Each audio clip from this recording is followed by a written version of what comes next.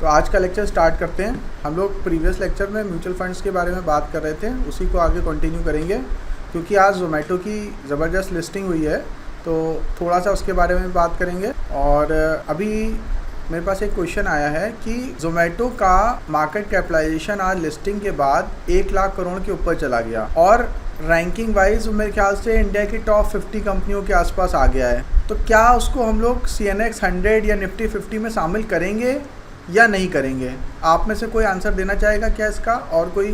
Sir ने भी अभी क्योंकि लिस्टिंग हुई है तो इतनी जल्दी निफ्टी पोजीशन ना मिलती है। किसी भी स्टॉक को अगर किसी अच्छे इंडेक्स का पार्ट बनना है, उसका कुछ ट्राइड एंड टेस्टेड, आप लोगों ने सही आंसर दिया बेसिकली दोनों लोगों ने, कि अगर हमें किसी भी शेयर के बारे में किसी न्यू लिस्टेड शेयर को किसी कंपनी का या इंडेक्स का पार्ट बनाना है तो उसका कुछ ट्रैक रिकॉर्ड होना चाहिए, उसका कुछ प्रीवियस ट्रैक रिकॉर्ड होना चाहिए।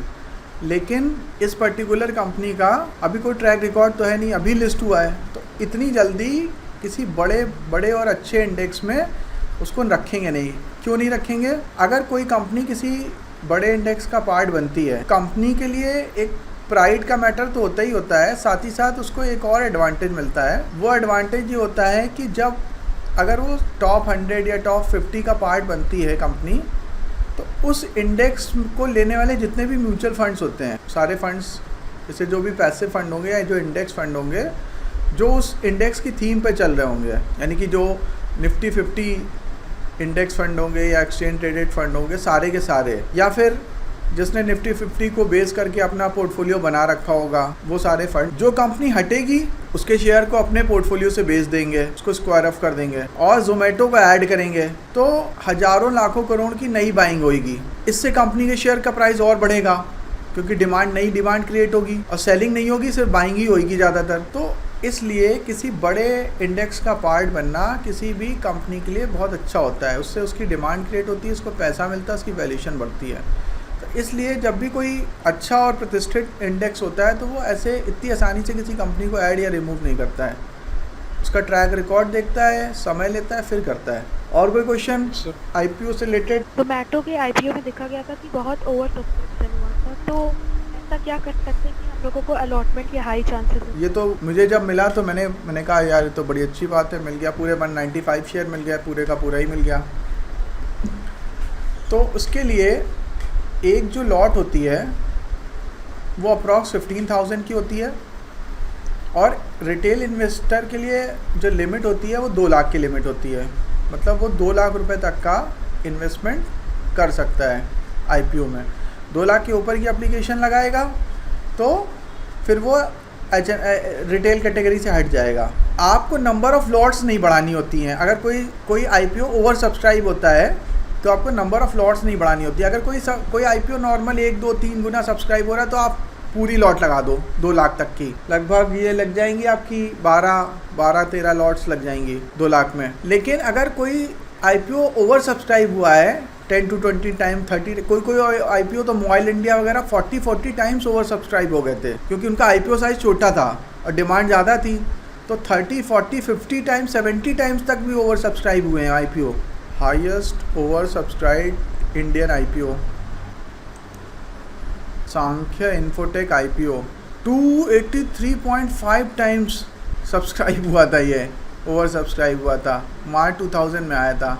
लेकिन इसको हम मानेंगे नहीं। क्यों नहीं मानेंगे? कि IPO का साइज़ ही बहुत छोटा था। सर साउथ कोरिया में एक काकाओया बैंक करके था, उसमें 1700 गुना सब्सक्राइब हुआ था। ये ठीक ठाक IPO है। Happiest mind technology 71 time subscribe हुआ था और ये 101% के प्रीमियम पे लिस्ट हुआ। ऐश्वर्या, आपने ऐसे क्वेश्चन पूछा था ना कि जैसे कि आया तो 76 पे था, लिस्ट हुआ 116 पे। अब देखो ये 71 टाइम सब्सक्राइब हुआ था ओवर सब्सक्राइब, तो ये 111% के प्रीमियम पे लिस्ट हुआ था। मतलब इससे ही पता चल जाता है जितना ज़्यादा ओवर सब्सक्राइब होता है कोई IPO तो हमें पता चल जाता है कि इसमें हमें प्रीमियम मिलने वाला है। एक थोड़ा सा आइडिया लग जाता है। और ग्रे मार्केट भी बहुत अच्छी चीज़ होती है। मतलब ग्रे मार्केट वैसे तो बहुत बुरी चीज़ होती है, लेकिन हमें अपने IPO की वैल्यूएशन लगाने के हिसाब से अच्छा हो जाता है कि ग्रे मार्केट में इसका 22-25 रुपये का रेट चल रहा था, तो हमें ये तो पता ही था कि 100 रुपये तो खुलेगा ही। अब आगे चल के हो सकता है कुछ समय के लिए 100 के नीचे चला जाए या बढ़ जाए, वो कुछ नहीं कह सकते। लेकिन हाँ, कोई अगर लंबे समय के लिए रखेगा 5 साल 3 साल 5 साल के लिए तो अच्छा पैसा बनना है। और कोई क्वेश्चन किसी का? सर हाँ, जी जैसे हम कोई शेयर आपका फंडामेंटल बेसिस में लेते हैं तो आईपीओ को सर कैसे सिलेक्ट करें? देखिए, मैंने इसके लिए बताया था आपको, एक दिन शायद किसी ने क्वेश्चन पूछा था मुझसे जब हम लोग आईपीओ पढ़ रहे थे। उस दिन क्वेश्चन ये पूछा गया था कि, या किसी ने ये पूछा था, ये तो घाटे की कंपनी है, तो जब घाटे की कंपनी है तो क्यों खरीद रहे हैं? घाटे की कंपनी में तो फंडामेंटल तो खराब ही है, इसका लॉस दे रही है, ये फंडामेंटली तो स्ट्रॉन्ग है नहीं भाई। अगर कोई कंपनी लगातार लॉस पे लॉस कर रही है इतने सालों से, तो उसके फंडामेंटल क्या कहलाएंगे, स्ट्रॉन्ग की weak? Sir weak, sir quantitative तो वीक ही होंगे। हाँ, तो यानी कि जो स्टार्टअप टाइप के आईपीओ होते हैं उसमें हम बैलेंस शीट का एनालिसिस नहीं करते हैं। फंडामेंटल एनालिसिस में क्या होता है, रेशियो, बैलेंस शीट चेक करते हैं ना। तो जब कोई स्टार्टअप लिस्ट होता है या कोई तरह से की इस तरह की कंपनी जो टेक्नोलॉजी बेस होती है, वो अगर लिस्ट हो रही होती है नई कंपनी, तो हम लोग फिर उसकी बैलेंस शीट नहीं देखते हैं। फिर क्या देखते हैं? अगर हम लोग बैलेंस शीट नहीं देखते हैं तो हम लोग ये देखते हैं उसका कि सबसे पहली बात, इसका नंबर ऑफ सब्सक्राइबर या number of new user month on month basis पे कितने बढ़ घट रहे हैं, पर आवर कितने ऑर्डर आते हैं, पर मिनट कितने ऑर्डर आते हैं, हर दिन क्या नए ऑर्डर्स में इजाफा हो रहा है कि नहीं हो रहा, लोगों को इनके प्रोडक्ट और सर्विसेज पसंद आ रहे हैं कि नहीं आ रहे हैं, फ्यूचर में ये प्रोडक्ट की डिमांड होगी कि नहीं होगी। अब ये आप बताइए, इन सब पैरामीटर्स पे जोमेटो कैसा आपको लगता है? फिर से मैं पैरामीटर रिपीट कर रहा हूँ, एक महीने से दूसरे महीने में यानी मंथ ऑन मंथ बेसिस पे सब्सक्राइबर इसके घट रहे होंगे कि बढ़ रहे होंगे? पहली बात, मतलब न्यू ऐप डाउनलोड कम हो रहे होंगे या ज़्यादा हो रहे होंगे। फिर नए नए लोग इनके प्लेटफॉर्म पे आके कुछ ऑर्डर दे रहे होंगे, या जो पहले जिन्होंने दिया होगा उसमें से कम हो रहे होंगे धीरे धीरे। फिर मंथ ऑन मंथ बेसिस पे, ईयर ऑन ईयर बेसिस पे ये अपनी सर्विस को इम्प्रूव कर रहे हैं या सर्विसेज खराब होती जा रही हैं। फिर इनके पास नंबर ऑफ रेस्टोरेंट से टाई अप बढ़ रहा है मंथ ऑन मंथ बेसिस पे कि घट रहा है, या जो टाई अप जिन्होंने कर रखा था उन्होंने डीलिस्ट कर दिया इनको, या इनसे टाई अप हटा लिया अपना। क्लाउड किचन इनके बढ़ रहे हैं कि घट रहे हैं, कि खुद के क्लाउड किचन कैसे हैं। और सबसे ज़्यादा इनके पास एडवांटेज ये है कि हम लोग ये सोचते हैं कि एक लॉजिस्टिक और डिलीवरी कंपनी है, जबकि इनको मेन रेवेन्यू पता है कैसे मिलता है? आप लोग बताइए, जोमेटो का मेन रेवेन्यू का सोर्स क्या होगा? सर कंपनी ने कस्टमर्स को फूड, मतलब रिटेल पीपल में फूड डिलीवर करने के साथ साथ business to business food delivery भी स्टार्ट करी थी, रॉ मटेरियल्स। बहुत सारे और भी काम ये लोग करते हैं।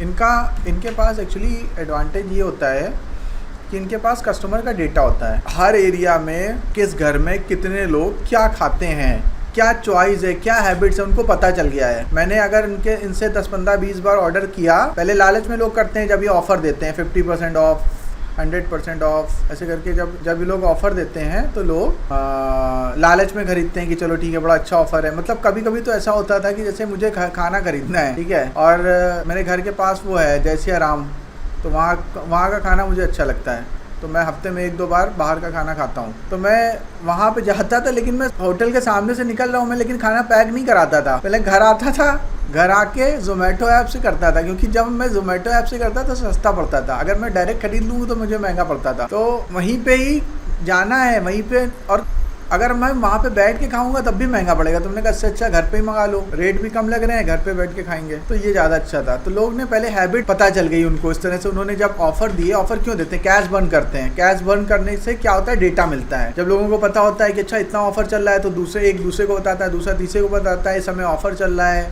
और इस समय ये इतना डिस्काउंट मिल रहा है, तो लोग डाउनलोड करते हैं। जब डाउनलोड करते हैं तो उनको सबकी हैबिट्स पता चल जाती हैं, कौन क्या खाता है, क्या पसंद करता है, किस समय ऑर्डर करता है, सारी हैबिट्स के पैटर्न्स आ जाते हैं उनके पास। उसके बाद क्या करेंगे, वो अपने खुद के क्लाउड किचन स्टार्ट करेंगे जहाँ पे से डिलीवरी का काम होगा। तो वो अभी उनको अपना प्रॉफिट शेयर करना पड़ता है रेस्टोरेंट ओनर के साथ। फिर जब वो अपने खुद के, जब उनको सारा डेटा पता चल जाएगा और ऐप उन्हीं का होगा, तो वो जितने भी ऑर्डर आएंगे वो कहाँ ले लेंगे, वो अपने क्लाउड किचन पे ले लेंगे। और उनके जितने भी क्लाउड किचन होंगे, क्लाउड किचन मतलब एक कुछ ऐसी जगह होगी, वो देखिए जो रेस्टोरेंट होते हैं वो प्राइम लोकेशन में होते हैं। घंटाघर पे खुला हुआ है, गोविंद नगर पे, मॉल रोड पे, जो भी सिटी की प्राइम लोकेशंस होती हैं वहाँ पे होता है। हर एक शहर में घंटाघर होता है, हर एक शहर में मॉल रोड होती है ज़्यादातर, क्योंकि अंग्रेज़ों ने इसी पैटर्न पे बनाया है। तो मतलब मेन जगहों पे रेस्टोरेंट होते हैं। जो जहाँ मेन जगहों पे रेस्टोरेंट होता है तो उसका कॉस्ट बहुत ज़्यादा होता है, रेंट वगैरह बहुत होता है, मेंटेनेंस कॉस्ट, ये सब कॉस्ट बहुत ज़्यादा होता है। लेकिन जब आपने क्लाउड किचन बनाया है तो वो आपने किसी एक इमारत के दूसरी तीसरी मंजिल में एक छोटी जगह लेके बना दिया है, वहाँ आपको मेंटेनेंस नहीं करना, खाली आपको अच्छा शेफ चाहिए। तो वहाँ से वो बना के सप्लाई करेंगे तो सारा प्रॉफिट उनके पास आएगा और वो रेस्टोरेंट से ज़्यादा प्रॉफिटेबल बिजनेस कर पाएंगे, क्योंकि रेस्टोरेंट के एक्सपेंसेस बहुत हैं। उनको वेटर्स हायर करने पड़ेंगे, उनको बहुत हैवी रेंट देना पड़ेगा, उनको अपने रेस्टोरेंट को बहुत मेंटेन करना पड़ेगा, फर्नीचर में और सब सफाई में, सब में बहुत खर्च करना पड़ेगा। एडवर्टीजमेंट में ग्लो साइन लगाना पड़ेगा, बहुत सारी लाइटिंग लगानी पड़ेगी, फैंसी लाइट लगानी पड़ेगी, टाइम टू टाइम अपग्रेड करना पड़ेगा, थीम्स चेंज करनी पड़ेंगी। तो ये सब करने में बहुत पैसा लगता है। जोमेटो क्लाउड किचन को कुछ नहीं करना है, ये सब तो खाली खाना बना के डिलीवर करना है और उसका खुद का प्लेटफॉर्म है, तो उन्हीं को वो अपने ही क्लाउड किचन को टॉप पे रखेगा, लोगों को वही दिखाएगा, तो जो दिखता है वही बिकता है। ठीक है, जस्ट अ मिनट। सर मुझे अभी ये समझ में नहीं आया जो अशोक ने भी पूछा था कि फंड मैनेजर कौन होता है, मतलब बीएससी वाले होते हैं ये कि प्राइवेट कंपनीज के होते हैं फंड मैनेजर, ये जो इंडेक्स डिसाइड करते हैं कौन कौन सी कंपनी होंगी, या कोई एलिजिबिलिटी क्राइटेरिया होता है कि ये ऐसा ऐसा होगा तभी कंपनी इंडेक्स के अंदर आएगी? देखिए, फंड मैनेजर म्यूचुअल फंड्स के होते हैं, इंडेक्स के फंड मैनेजर नहीं होते हैं। फंड मैनेजर जो होते हैं वो म्यूचुअल फंड्स के होते हैं और जो इंडेक्स बनाती हैं वो कंपनियां होती हैं, जैसे Standard and Poor, CNX, ICRA, CARE, इस तरह की जो बड़ी बड़ी कंपनियां, उसमें एनालिस्ट और सुपर कंप्यूटर और ये सब चीज़ें लगी होती हैं। बहुत सारे फंड मैनेजर्स होते हैं उसमें, मल्टीपल एनालिस्ट होते हैं। वो फिर मिल के कुछ एल्गोरिथम के बेसिस पे और कुछ अपनी इंटरनल कैलकुलेशन के बेसिस पे डिसाइड करते हैं कि कौन से शेयर को उनको रखना है, कौन से नहीं रखना है। उसको मतलब हम लोग जज नहीं कर सकते हैं। और जो नॉर्मल फंड मैनेजर होता है वो म्यूचुअल फंड देखता है अपना। हम लोग आम बोलचाल की भाषा में फंड मैनेजर उसको कहते हैं जो म्यूचुअल फंड वगैरह में ट्रेड कर रहा होता है, जो म्यूचुअल फंड हैंडल कर रहा होता है, जो असेट मैनेजमेंट कंपनी में काम करता है। आप लोगों को पता है क्या कि जो फंड मैनेजमेंट का जो काम है, फंड मैनेजर की जो सैलरी है वो एक ऐसा जॉब है जिसमें सबसे ज़्यादा सैलरी मिलती है इंडिया में। फंड मैनेजर्स को जो सैलरी होती है वो बहुत ज़्यादा मिलती है। मेरे ख्याल से इसे एग्ज़ाम्पल ले लेते हैं प्रशांत जैन साहब का। Salary of Prashant Jain, fund manager HDFC AMC। प्रशांत जैन की सैलरी 168 करोड़ रुपए। देख लिया आप लोगों ने। ऑन पेपर्स मेरे ख्याल से अंबानीज़ वगैरह की सैलरी 25-30 करोड़ होती है। एक बार किसी एक CEO ने, एक कंपनी के CEO ने, शायद सज्जन जिंदल ने, JSW स्टील के जो CEO थे सज्जन जिंदल साहब, और वो शायद सांसद वगैरह भी थे, राज्यसभा से थे कि लोकसभा से थे, याद नहीं है। किसी को याद है ये इंसिडेंट? तो उन्होंने 75 करोड़ की सैलरी ले ली थी एक साल की, 75 करोड़। तो बड़ा तहलका मच गया था कि इतना ज़्यादा सैलरी ले ली और कंपनी उतना ज़्यादा प्रॉफिट नहीं अर्न कर रही है, लॉस में चल रही है, तब भी ये सैलरी इतनी ज़्यादा ले रहे हैं, ये तो गलत बात है, शेयर होल्डर्स के साथ धोखा है, CEO को और MD को इतनी सैलरी दे रहे हैं। ठीक है, तो देखिए मतलब उसमें रिस्ट्रिक्शन लग सकती है। CEO सैलरी, अभी क्या होता है कि उससे लॉस चल रहा है, कुछ चल रहा है। आपको पता है सर चंद्रशेखरन 1 रुपये सैलरी ले रहे थे, क्या कर रहे थे, कुछ मतलब ऐसे ही कुछ सुनने में आया था, जो टाटा एंड सन्स के चेयरमैन हैं।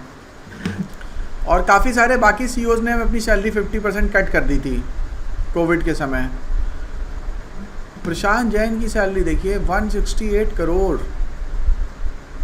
ऐसे ही बहुत सारे फंड मैनेजर्स हैं, और वो फंड मैनेजर तो कुछ फंड मैनेजर तो सिंपल ग्रेजुएट हैं, कोई उन्होंने ख़ास पढ़ाई नहीं करी है, खाली स्किल्स हैं।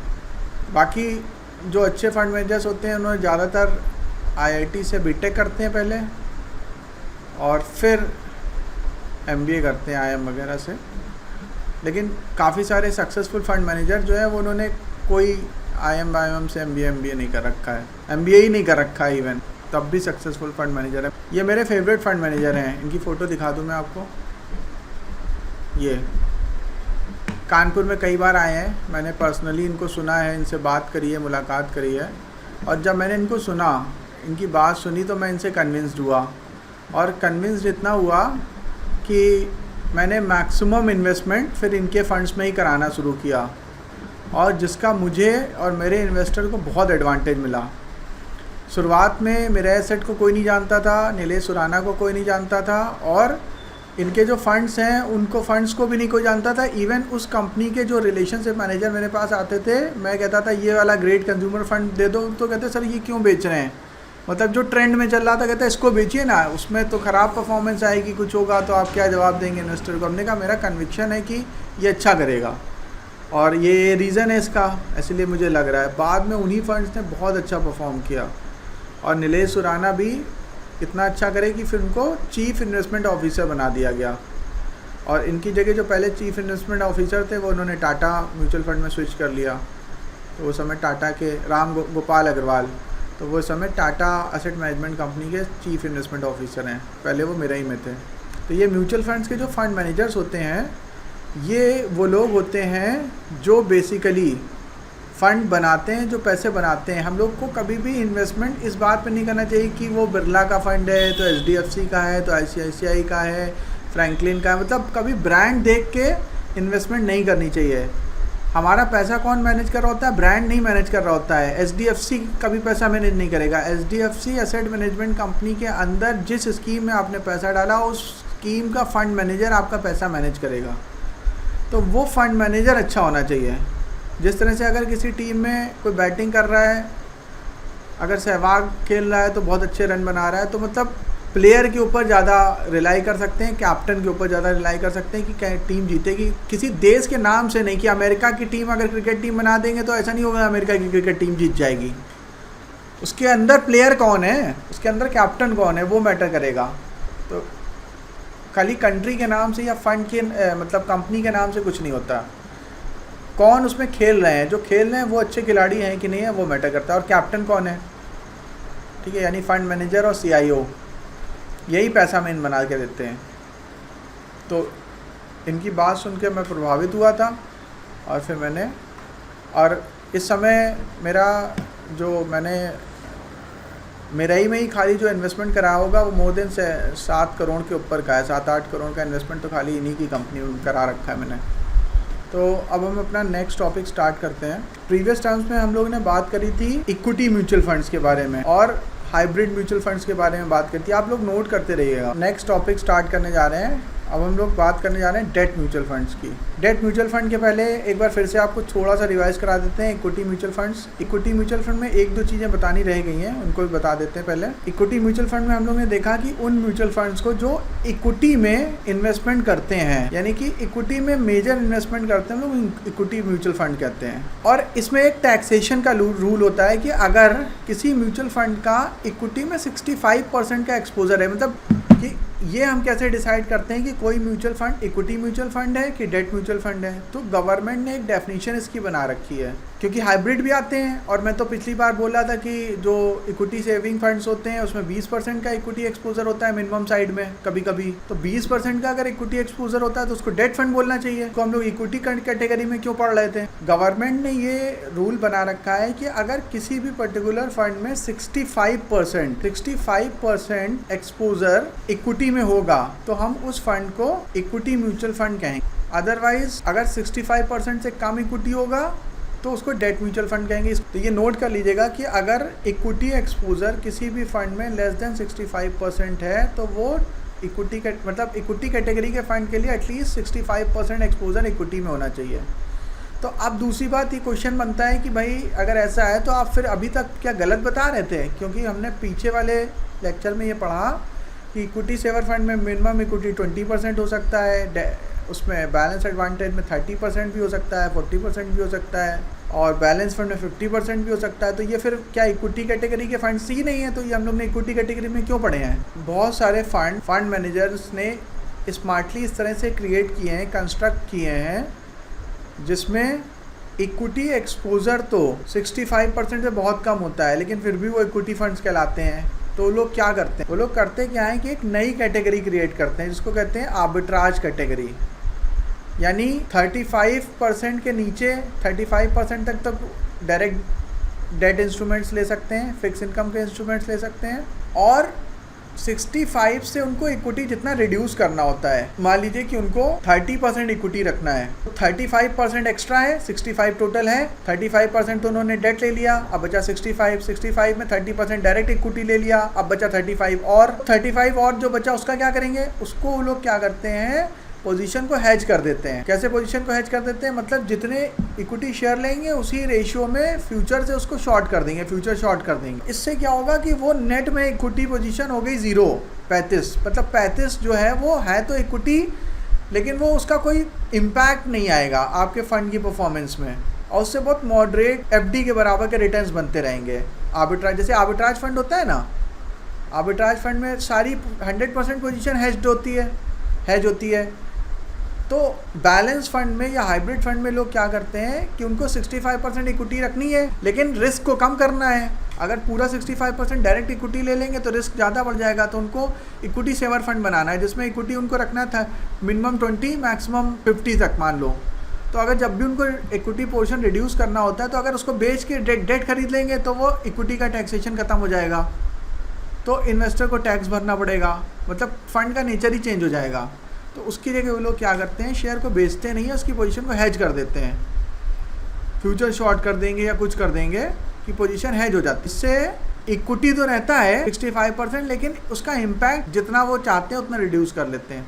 ये थोड़ा सा टेक्निकल चीज़ बता दी मैंने, आप लोगों को समझ में आई कि नहीं आई? टैक्स बचाना ऑब्जेक्टिव था और साथ ही साथ एक ऑब्जेक्टिव और था, रिस्क को भी कम करना। मतलब मान लो कोई ऐसा बंदा है, जैसे इस समय मुझे इन्वेस्टमेंट करना है, आपको पता है मैं इस समय किस फंड में इन्वेस्ट कर रहा हूँ? कोई गैस करेगा? अच्छा, जैसे इतने सारे फंड हम लोग ने पढ़े, तो इस समय किस फंड में इन्वेस्ट करने का सही टाइम है? हम लोग म्यूचुअल फंड और इक्विटी काफ़ी चीज़ें पढ़ चुके हैं, तो आप लोग मुझे बताइए कि इस समय किस फंड में इन्वेस्ट करने का सही टाइम है। देखिए, इस समय अगर किसी को बड़ा पैसा लगाना है तो इक्विटी सेवर फंड एक अच्छा ऑप्शन हो सकता है। इधर कुछ दिन से इक्विटी सेवर फंड में पैसा लगा रहा हूँ। वैसे तो मैं आर्बिट्राज में लगाता हूँ, तो आर्बिट्राज में तो एकदम ही ज़ीरो हो गया, वो तो बिल्कुल एफडी बन गया, ठीक है। लेकिन अगर आपको थोड़ा सा इक्विटी एक्सपोजर रखना है, इक्विटी सेवर फंड एक अच्छा फंड हो सकता है। कैसे? इक्विटी सेवर फंड में मिनिमम साइड में 20%, मैक्सिमम साइड में 40-40% तक का इक्विटी एक्सपोजर रहता है, बाकी सब हेज्ड रहता है, 35% डेट रहता है। और वो लंबे समय में, जैसे कि एक इक्विटी फंड का एग्जांपल हम लोग देखते हैं, ठीक है, 1 ईयर में रिटर्न इसका कितना है फंड का? 25.9 यानी 26% मान सकते हैं। एक ही साल हुए हैं अभी इसको, 3 साल में नील है, 5 ईयर 7 ईयर, मतलब 1 साल ही पुराना फंड है। का एनएवी ऐसे ही चल रहा होगा, 13-14 रुपीज़ चल रहा है, 13-14 रुपीज़ का एनएवी चल रहा है, 10 रुपये की एनएवी पे लॉन्च हुआ था। हाइब्रिड कैटेगरी का फ़ंड है, अपनी कैटेगरी में 3rd रैंक पे है, यहाँ रैंक दिख रही है, 3rd रैंक पे है अपनी कैटेगरी में, हाँ। और इसके जो इस तरह का जो इंडेक्स है, उस इंडेक्स ने 15% के रिटर्न बनाए हैं, और बेंचमार्क जो इसका है, और उसने बनाए हैं 26% के रिटर्न। यानी ये वो फंड है जिसमें बहुत मिनिमम रिस्क होता है, ठीक है। ये देखिए यहाँ पे मैक्सिमम तो इक्विटी है इसके पास, खाली बहुत थोड़ा सा मतलब इस फंड में मैक्सिमम तो पोजीशन हेज होती है या डेट होता है, इक्विटी कम होती है कंपैरेटिवली, तब भी 26% रिटर्न बनाया। तो ये बताओ, तो फिर क्या ज़रूरत है रिस्क लेने की? मतलब रिस्क लेने की फिर क्या ज़रूरत है? हम इसी फंड में ना इन्वेस्ट करें। सर, ये कौन सी कैटेगरी का फंड है? Hybrid sector. हाइब्रिड फंड में कोई सेक्टर थोड़ी ना होता है। सेक्टोरियल फंड तो बहुत लिमिटेड फंड्स होते हैं, तो डाइवर्सिफाइड फंड होता है। इसका पोर्टफोलियो दिखा दें, यही सारे जो बड़े बड़े स्टॉक्स होते हैं वही होते हैं इसमें, मेन स्टॉक सब। देखिए, ये तो इसका पोर्टफोलियो है जिसमें इसने डेट प्रोडक्ट्स खरीद रखे हैं, ठीक है। Equity holdings, top equity holding, ICICI, Infosys, HDFC, Adani, Bharti Airtel, Sun TV, Reliance, Axis, ITC, ठीक है, Kotak, State Bank, Deepak Nitrite, Glenmark, HDFC, Maruti Suzuki, सब है इसके पास। सर, कुछ में ये 3 इयर्स का लो ज़ीरो क्यों है? 3 इयर्स का क्या? सर, जो 3 इयर्स का लो दिखा रहा है वहाँ पे ज़ीरो क्यों? इसको मत देखो, उसका कोई काम नहीं है। 3 इयर्स का लो का मतलब ये 3 साल पहले इन्होंने लिया ही नहीं होगा, अभी लिया होगा बाद पीछे पहले। मतलब होल्डिंग का 3 साल में लो और हाई, तो मतलब जीरो, मतलब वो थी नहीं होल्डिंग 3 साल पहले। ये इधर भी खरीदी होगी, अभी गिरावट पे खरीदी होगी। बात समझ में आई कि नहीं आई? Yes sir. हाँ, सबसे ज़्यादा ले रखा है HDFC बैंक, इन्फोसिस और ICICI। सन टीवी भी है, अडानी पोर्ट्स भी ले रखा है, भारती एयरटेल, ये सब मेन टॉप होल्डिंग्स हैं। फिर कम हो गई, ITC 2% है। क्वेश्चन मेरा ये है कि अगर ये इतना अच्छा परफॉर्म कर रहा है तो हमें रिस्की फ़ंड लेने की क्या ज़रूरत है? हम तो इक्विटी सेविंग फ़ंड लेंगे। और मैंने बताया कि मैं इस समय इक्विटी सेविंग में इन्वेस्ट कर रहा हूँ। आज ही मैंने इक्विटी सेविंग में इन्वेस्टमेंट कराया है। अभी 2 लाख का ट्रांजैक्शन एक भेजा था मैंने, तो वो इक्विटी सेविंग फंड में ही भेजा था। हाँ, जी।